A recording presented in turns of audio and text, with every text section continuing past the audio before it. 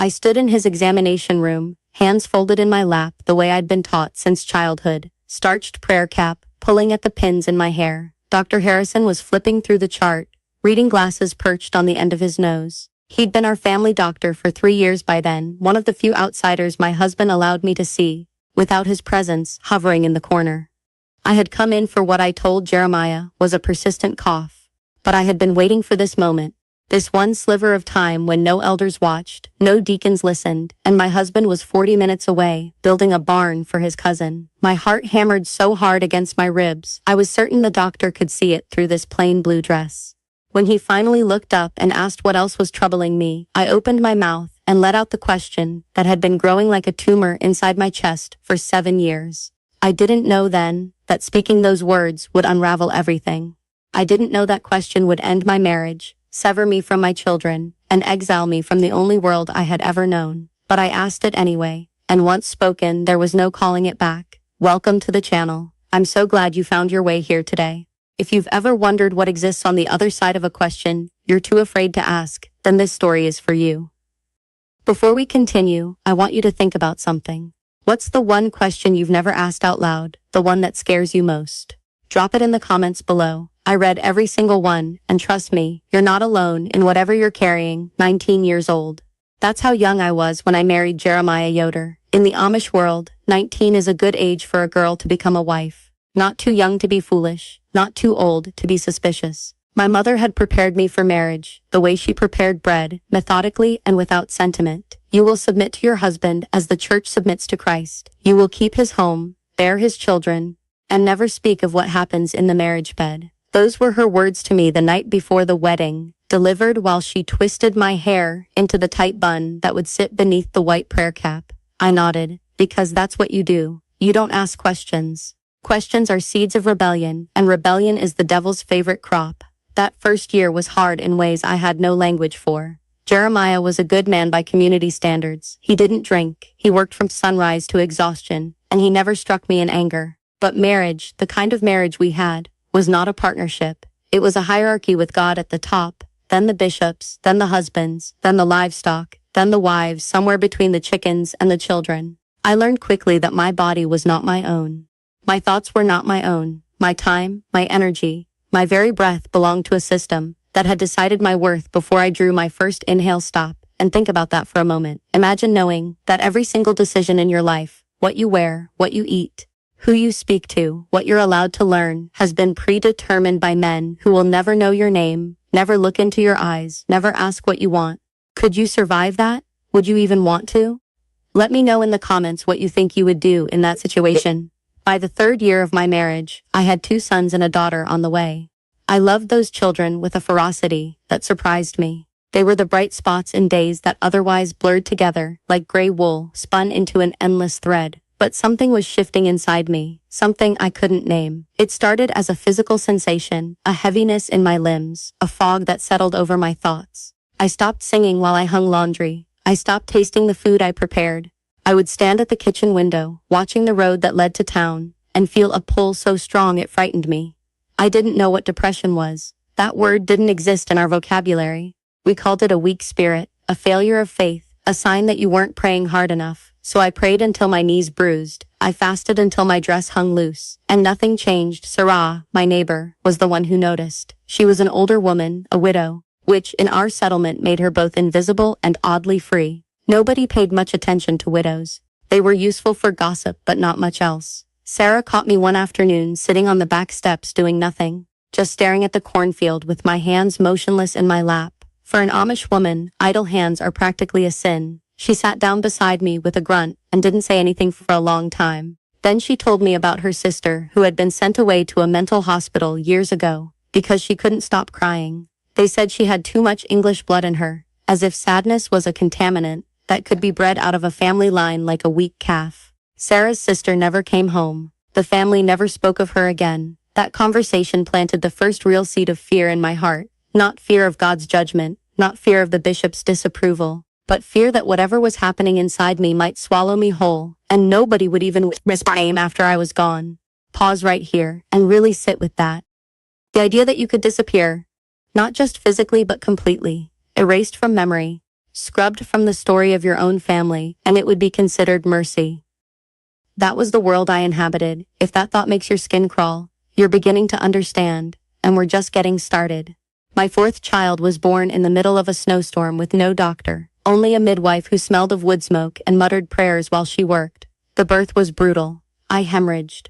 I remember the room growing very bright and then very dim, and I remember thinking quite calmly that dying might be the most peaceful thing I'd ever done. But I didn't die. I woke up to a cold room and a crying infant, and a husband who thanked God for sparing me so I could continue my duties. Continue my duties.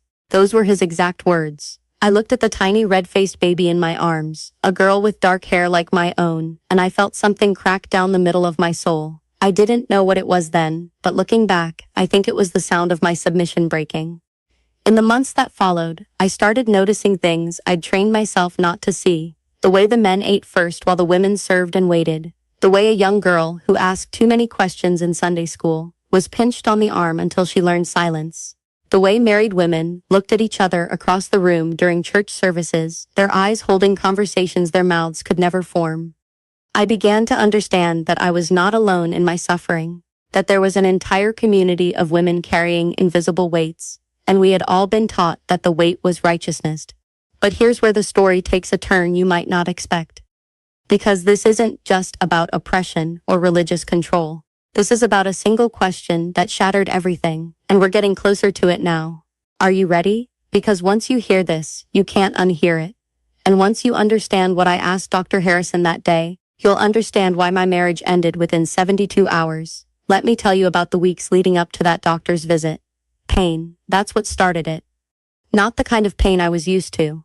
The dull ache of overwork, or the sharp pull of muscles, after hauling water and kneading dough and scrubbing floors on my hands and knees. This was different. This was a persistent, gnawing pain low in my abdomen that made me double over when I thought no one was looking. I ignored it for 6 weeks, because that's what we did.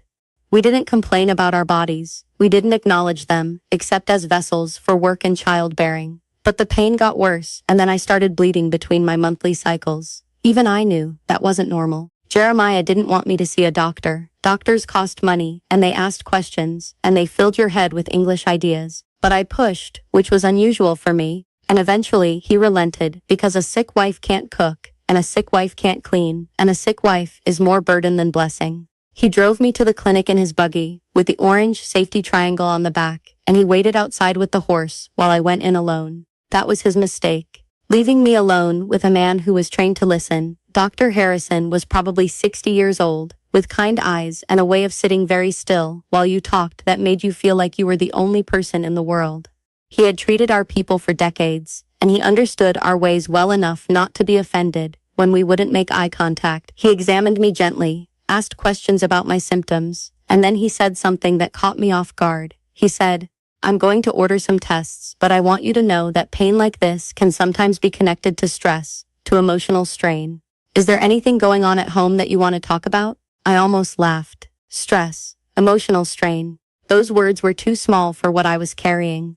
They were like trying to describe the ocean with a teaspoon. But something in the way he asked, the genuine concern in his voice, the complete lack of judgment, made the wall I'd built around myself start to crumble. Now let me ask you something. Have you ever had a moment where a stranger's kindness broke you more completely than any cruelty ever could?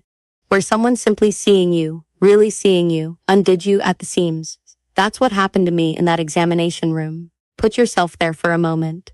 Fluorescent lights humming overhead, the faint smell of antiseptic. A doctor who has paused with his pen above his clipboard, waiting patiently because he can see that you're fighting something bigger than whatever is physically wrong. What would you have done? Would you have kept silent? Would you have let the moment pass? Or would you have done what I did? I started to cry. Not the quiet, controlled crying I'd perfected over years of suppressing every emotion, but great heaving sobs that came from somewhere primal. The physician handed me a box of tissues and waited. He didn't tell me to calm down. He didn't tell me to pray about it. He just waited. When I finally got control of myself, he said softly, "Whatever it is, you can tell me. This room is confidential. What you say here stays here." And that's when I asked it. Here it is, the question, the one that ended my marriage, the one that cost me my children, my community, my entire identity. I looked Dr. Harrison in the eye, something I'd never done with a man outside my family, And I said, is it possible for a woman to die from a broken heart? That was it. That was the question. It sounds almost poetic, doesn't it? Almost romantic, but I wasn't being poetic. I was being desperately literal. I wanted to know if the crushing weight in my chest, the exhaustion that went deeper than sleep could reach, the sense that my soul was being slowly suffocated, I wanted to know if it could actually kill me. Because if it could, I needed to prepare. I needed to make arrangements for my little ones. I needed to write letters they would never be allowed to read. I needed someone to know that I didn't just fade away, that I was crushed by a system designed to break women like me. Dr. Harrison set down his clipboard. He took off his glasses, he looked at me for a long moment, and then he said something I will never forget. He said, yes, it's possible. It's called many things in medical literature, but yes, the body can shut down under emotional and psychological strain. But I need you to understand something. What you're describing to me, what I'm hearing, it sounds like you're in an abusive situation. Maybe not physical abuse, but control, isolation, lack of autonomy. Those things are just as damaging, and there are resources. There are ways out. Ways out. Nobody had ever said those words to me. In my world, there was no out. Marriage was for life. The community was for life. The ordnung, the unwritten rules that governed every aspect of our existence, was for life and beyond. You didn't leave. If you left, you were shunned. Shunned meant your own mother would eat at a separate table. Your children would turn their faces away when you passed. Your soul would be considered lost, and the community would mourn you as if you had died. Except you would still be walking around, breathing and bleeding, and screaming inside a silence that nobody would break. Let that sink in for a moment. Imagine your children being taught that you are dead. Imagine them grieving you while you're still alive, forbidden from touching you, from speaking your name, from acknowledging that you exist. Could you survive that? I wasn't sure I could. But Dr. Harrison had cracked open a door I didn't know existed, and through that crack, I could see light. I didn't make any decisions that day. I walked out of the clinic with my test results and my prescriptions and my questions still echoing in my ears. Jeremiah was impatient, the horse was restless, and I sat in the buggy with my hands folded and my face arranged into the placid expression expected of a good Amish wife while a revolution raged inside my skull. The next 2 days were agony. I moved through my chores like a ghost. I churned butter and thought about freedom. I pinned laundry on the line and thought about my children's faces if I disappeared. I lay beside my husband in the dark and thought about what it would feel like to sleep in a bed that was truly mine, in a room where I could lock the door, in a life where my body belonged to nobody but me. The question had planted itself in my mind, and it was growing roots, cracking the foundation of everything I'd been taught to believe. And then Jeremiah found the pamphlet. Dr. Harrison had given me a small folded brochure about women's health resources. It included information about counseling services, support groups, and a domestic violence hotline. I had hidden it inside my Bible, which I now realized was both ironic and incredibly stupid. The one book my husband might actually open was the one place I chose to hide my secret. On the third day after my appointment, I came in from the garden to find Jeremiah standing in the kitchen with the pamphlet in his hand. His face was a color I'd never seen before, a mottled red that started at his collar and spread upward like a warning flag. What followed was not a conversation. It was an interrogation. Who gave you this? What did you tell the doctor? What lies have you been spreading about our family? Have you been speaking against the community, against me, against God? His voice rose until the windows rattled, and my children huddled in the corner with their hands over their ears, a sight that will haunt me until the day I actually die. I didn't lie. I could have. I could have said the doctor gave me the pamphlet without my knowledge, that I hadn't read it, that I meant to throw it away. But something in me, that crack that had started during my daughter's birth, finally split wide open. I looked at my husband, this man I had served and obeyed and silently resented for 7 years, and I told him everything. I was unhappy. I felt like I was dying inside. I had asked the physician if a broken heart could kill a woman, and he had said yes. Jeremiah's response was not what I expected. He didn't rage. He went very, very still. He folded the pamphlet carefully and put it in his pocket. Then he looked at me with something worse than anger. He looked at me with certainty. The certainty of a man who believed absolutely that he was righteous and I was corrupted, that he was saving our family and I was destroying it, that whatever happened next was not his fault but mine entirely. He said, I will speak with the bishop. You will not leave this house until then. He left. The door closed. My children stared at me with wide, frightened eyes, and I realized in that moment that the marriage was already over. It had ended the second that question left my lips. The rest was just paperwork. I'm going to pause here and ask you to really imagine this scene. You're in a kitchen that smells of bread and lye soap. Your children are pressed against the wall like frightened animals. Your husband has just left to bring the full weight of your community's religious authority down upon your head. You have no phone, no car, no money of your own, no education beyond 8th grade, no friends outside the settlement, no family that will support you if you leave. What do you do? Where do you go? How do you survive? These aren't hypothetical questions. These were the actual calculations I was making while my youngest daughter tugged at my skirt, asking why Daddy was angry. Tell me in the comments what you would have done in that kitchen. I genuinely want to know. The bishop arrived within hours. Amos Baylor was his name, a tall, gaunt man with a beard that reached his chest and eyes that had no light in them. He sat at my kitchen table like he owned it, which in a way he did. In our community, the bishop owned everything, including the souls of its members. My husband stood behind him with his arms crossed. I sat across from them, still wearing my soiled gardening dress, still smelling of earth and sweat and fear. The bishop spoke to me for nearly an hour. He quoted scripture. He talked about submission and obedience and the natural order of things. He told me that Satan was working through my discontent, that I was endangering not just my own soul, but the souls of my children. He told me I had a choice to make. I could renounce these rebellious thoughts, confess my sin before the church, and return to my proper place as a submissive wife and mother. Or I could continue down this path and face excommunication and shunning. Excommunication, shunning. The words fell on me like stones. I had seen shunnings before. I had watched families split apart, parents forbidden from eating with their own children, spouses separated at the very table where they'd shared meals for decades. I knew exactly what it would mean. My children would be told I was dead. My mother would never speak to me again. Everyone I had ever known, every friendship, every connection, every familiar face, would become a wall of silence. And the worst part, the part that still wakes me up at night, is that my sons and daughters would be raised to believe it was my fault. They would grow up thinking their mother chose to leave them. They would be taught that my love was not strong enough to keep me in my place. That narrative, that poisonous lie, it would shape their entire lives. So here's the question that tormented me in that kitchen, while the bishop's voice droned on. What is the greater sin?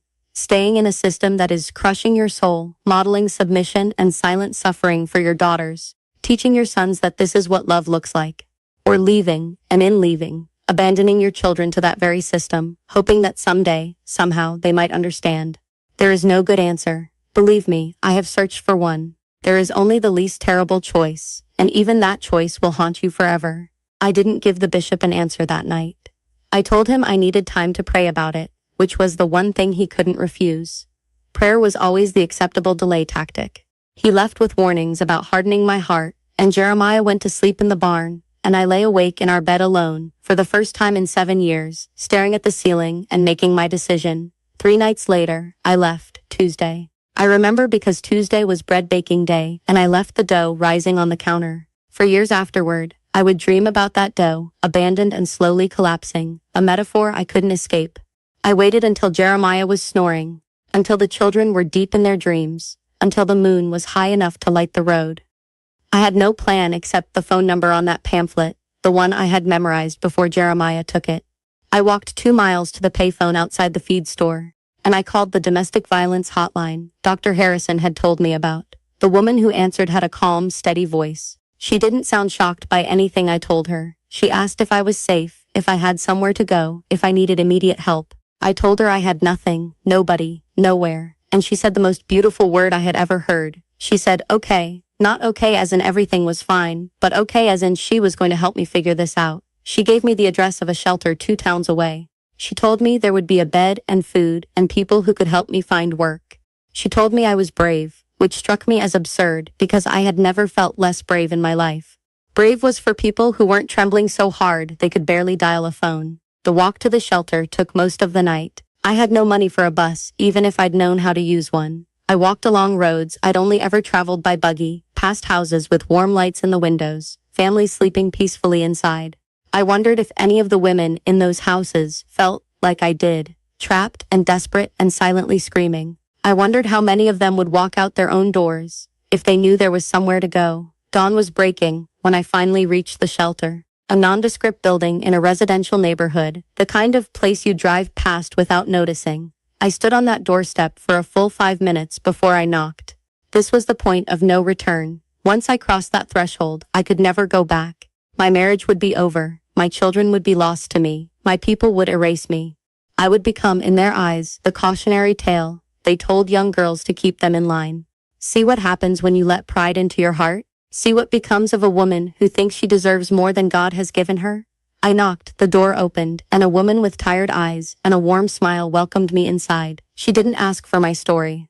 She gave me a cup of coffee and a blanket and showed me to a small room with a single bed and a window that looked out onto a garden. It was the first room that had ever been truly mine. I sat on that bed and drank that coffee and watched the sun come up over a world I knew nothing about. 26 years old, 4 children I might never hold again, no money, no education, no plan, and I had never felt so terrifyingly, exhilaratingly alive. Here's a question that kept me going through those first brutal months.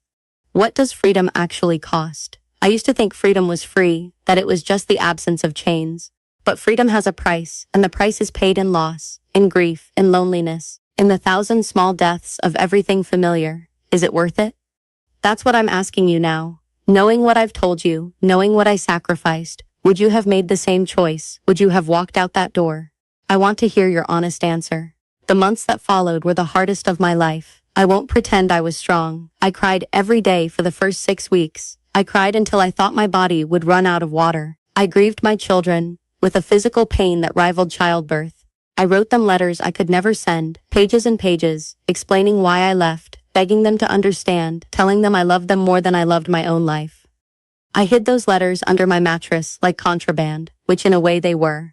The truth was contraband in my world. The shelter helped me find a job washing dishes at a restaurant.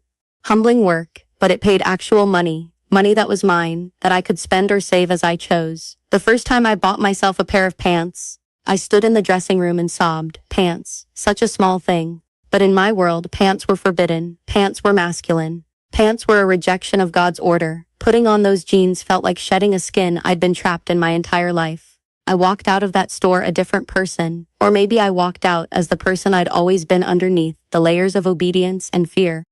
Eventually, I found a fellowship, not the kind of church I'd grown up in, but a small community center where people gathered to talk about their journeys, their doubts, their struggles. Nobody told me what to believe. Nobody threatened me with hell if I asked the wrong question. I sat in those circles and listened to stories that mirrored my own. Stories of women escaping, rebuilding, learning to breathe in a world that had told them they didn't deserve air. For the first time, I didn't feel alone. I didn't feel crazy. I didn't feel like the only broken person in a room full of whole ones. But here's the thing about leaving a high-control community. You don't just leave a place. You leave an entire reality. The outside world operates on rules I didn't understand. I had to learn how to use a computer, how to open a bank account, how to ride public transportation, how to make small talk with strangers who didn't share my history. Everything was overwhelming. The noise, the choices, the constant bombardment of information. There were days when I stood in the cereal aisle of the grocery store paralyzed because there were too many options. Because in my old life there was one kind of cereal, and you ate what was put in front of you, and you were grateful. And the guilt. The guilt was a constant companion. Guilt for leaving my children. Guilt for breaking my marriage vows. Guilt for worrying my parents. Guilt for abandoning the traditions of my ancestors. Even when I knew intellectually that I had done what I had to do to survive, the guilt followed me like a shadow. I had been raised to believe that a woman's highest calling was sacrifice, and I had refused that sacrifice. What did that make me? Sit with that question for a moment, because I think it's one a lot of you might recognize. How do you reconcile doing what's right for yourself when you've been taught your whole life that self is sinful? How do you untangle self-preservation from selfishness? If you've ever struggled with that, please tell me in the comments. I think we could have an entire conversation just about that. Years passed. I built a life. I got my GED, which stands for General Educational Development, a high school equivalency diploma. I got a job at a library, which felt like the ultimate rebellion, because Amish children only read approved books, and here I was surrounded by every kind of book imaginable. I read voraciously. Books about psychology and history and feminism and theology. Novels that made me laugh and memoirs that made me cry. I educated myself about domestic abuse and religious trauma and the long, slow process of healing. Therapy was terrifying and uncomfortable and absolutely necessary. I learned that what I had experienced had a name, spiritual abuse, and that I was not weak for being affected by it. But the shadow of my children never left me. I tried to contact them over the years. Letters returned unopened. Relatives who might carry messages reached out and rebuffed. I called the school they attended. But the Amish don't do things the English way, and there was no path forward. My children were being raised to believe I was dead, and in a very real sense I was dead to them. That is a grief that has no resolution, no closure, no 5 stages of acceptance. It is an open wound that you learn to live around. And then, last year, something happened that I never expected. My oldest son found me. He was 22 years old, married with a child of his own, and he had questions. He had been told his entire life that his mother was a sinner, a deserter, a woman who loved the world more than her family. But he had also been told that his mother asked a doctor if a broken heart could kill a woman. That question had lodged itself in his mind the same way it had lodged in mine all those years ago. He started wondering what kind of pain would make someone ask such a thing. He started wondering what kind of system would make someone choose exile over home. And then he started searching. He showed up at the library where I work, a tall young man with my eyes and his father's jaw, standing in the doorway looking terrified and hopeful and furious and relieved all at once. I didn't recognize him at first because the last time I'd seen him he was 7 years old, with skinned knees and a gap-toothed smile. But then he said my name, my real name, the one I'd reclaimed when I left, and I knew. We talked for 4 hours that day. He told me about his childhood, about the silence that hung over our house after I left, about the way his father never remarried and never spoke of me except in anger. He told me he had always felt that something was missing, some piece of the story that didn't add up. He told me he had read the letters I sent, the ones I thought had been destroyed. His father had kept them in a locked drawer, and my son had found them when he was 16, and had been carrying them in his heart ever since. And then he asked me his own question. Was it worth it? I looked at my son, this man I had lost and found, this living proof that the truth eventually surfaces no matter how deep you bury it, and I gave him the only answer I had. Leaving was the hardest thing I have ever done, and I cry for the years I lost with him and his siblings every single day. But I would make the same choice again, because a woman who is dead inside cannot raise living children.